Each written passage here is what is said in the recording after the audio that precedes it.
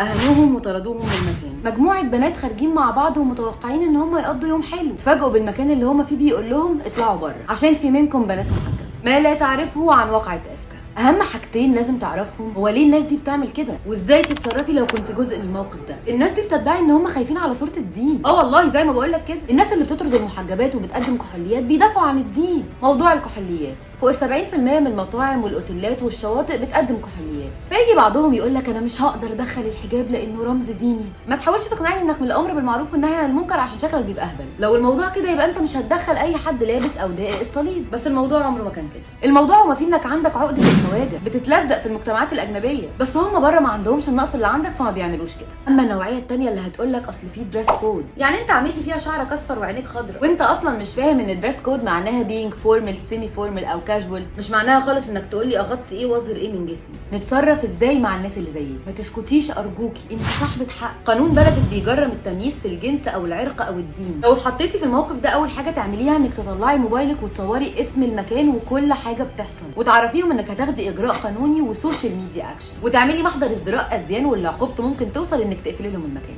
لو انت او انت في مكان وشفت حد بيحصل معاه كده ما تسكتش وتدخل. اما لو انت بتشوف الفيديو ده دلوقتي فكل اللي عليك انك تعرف